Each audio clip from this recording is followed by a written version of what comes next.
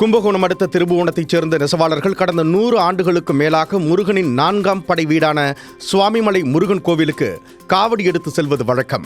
இந்த வகையில் கார்த்திகை மாத 2ஆம் சோமவார தினமான இன்று திருபுவனம் கம்பகரேஸ்வரர் கோவிலிலிருந்து 200க்கும் மேற்பட்ட பக்தர்கள் காவடிகள், பால்குடம், அழகு குத்தியும் 400க்கும் மேற்பட்டோர் கும்பகோணம் வழியே பாத யாத்திரையாக சென்று சுவாமிமலை சுவாமிநாத கோவிலுக்கு சென்றனர். பின்னர் சுவாமிநாத சுவாமிக்கு சிறப்பு அபிஷேக ஆராதனை செய்து வழிபாடு நடத்தினர். இந்த காவடி பாத யாத்திரையில் நெசவாளர்கள் மட்டுமே பங்கு பெறுவார்கள் என்பது குறிப்பிடத்தக்கது.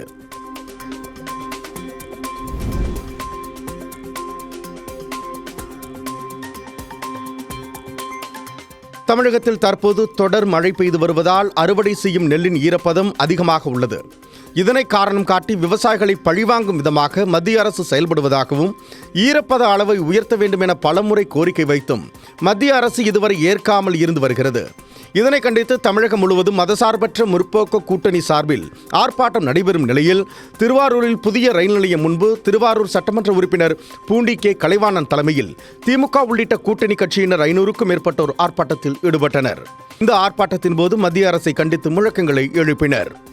காணவில்லை காணவில்லை காணவில்லை காணவில்லை அடிமை பழனிசாமியை காணவில்லை காணவில்லை.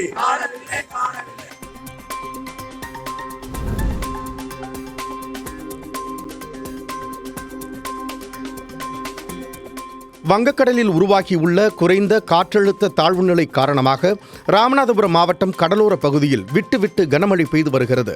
ராமேஸ்வரம், பாம்பன், மண்டபம் உள்ளிட்ட பகுதிகளில் பலத்த சூறைக்காற்றுடன் கனமழை பெய்து வரும் நிலையில் கடல் சீற்றத்துடன் காணப்படுகிறது. கடல் சீற்றத்துடன் காணப்படுவதால் ரயிலில் பயணம் செய்யும் பயணிகள் ஒருவித அச்சம் இருந்தும் கடலின் சீற்றத்தை வியப்புடன் பார்த்து செல்கின்றனர்.